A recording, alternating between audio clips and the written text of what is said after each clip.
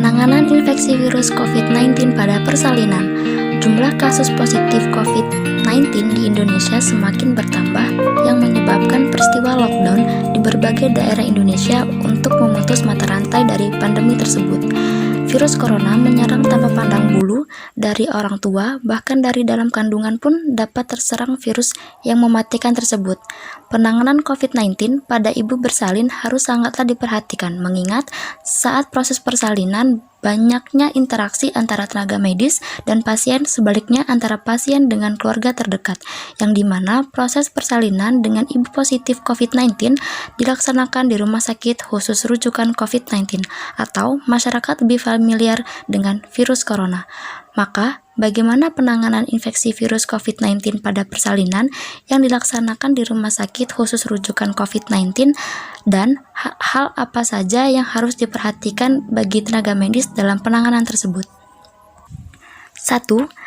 Jika seorang wanita dengan COVID-19 dirawat di ruang isolasi di ruang bersalin, dilakukan penanganan tim multidisiplin yang meliputi dokter paru, penyakit dalam, dokter kandungan, anestesi, bidan, dokter neonatologis, dan perawat neonatal. 2. Upaya yang harus dilakukan untuk meminimalkan jumlah anggota staf yang memasuki ruangan dan unit harus mengembangkan kebijakan lokal yang menetapkan personil yang ikut dalam perawatan hanya 1 orang atau pasangan atau keluarga yang dapat menemani pasien. Orang yang menemani harus diinformasikan mengenai risiko penularan dan mereka harus memakai APD sesuai saat menemani pasien. 3. Pengamatan dan penilaian ibu harus dilanjutkan sesuai praktik standar dengan penambahan saturasi oksigen yang bertujuan untuk menjaga saturasi oksigen lebih dari 94%, titrasi terapi oksigen sesuai kondisi. 4. Menimbang kejadian penurunan kondisi janin pada beberapa laporan kasus di Cina, apabila sarana kemungkinan dilakukan pemantauan janin secara kontinu selama persalinan. 5.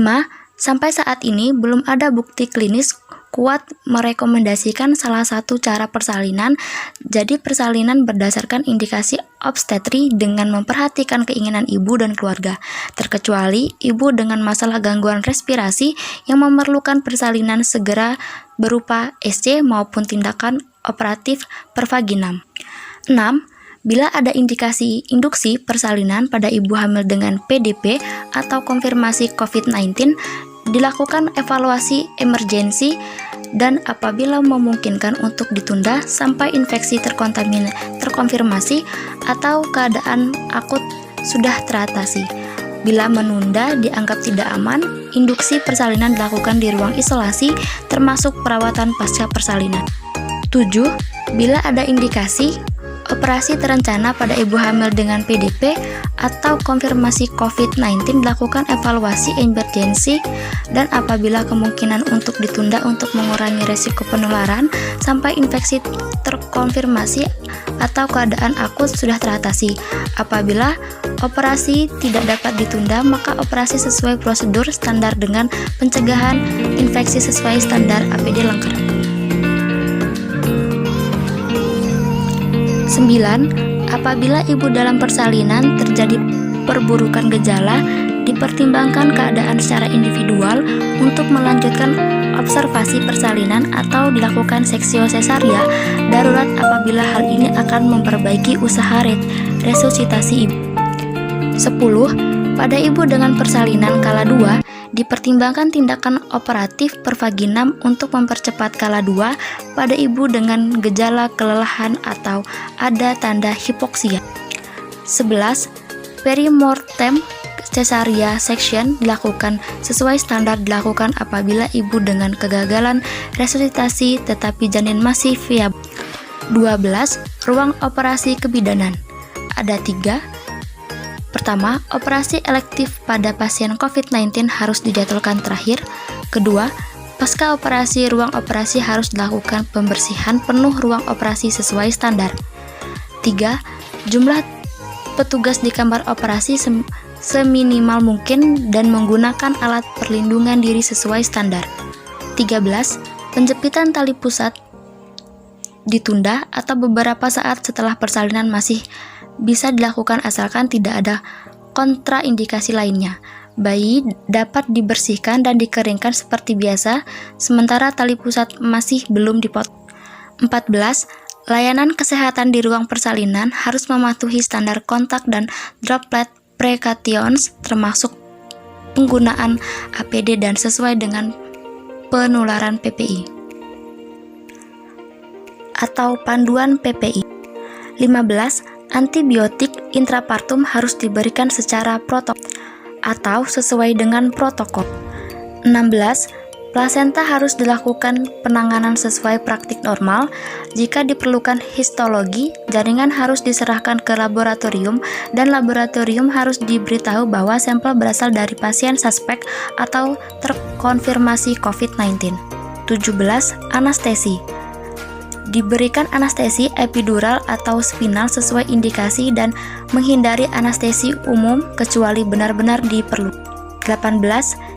Tim neonatal harus diberitahu tentang rencana untuk melahirkan bayi dari ibu yang terkena COVID-19 sejauh sebelumnya.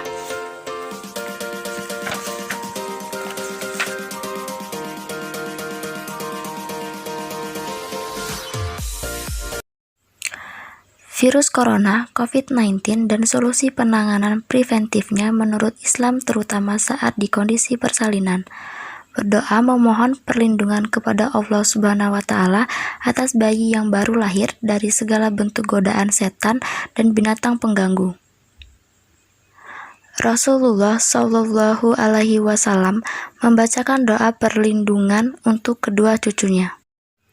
Bismillahirrahmanirrahim.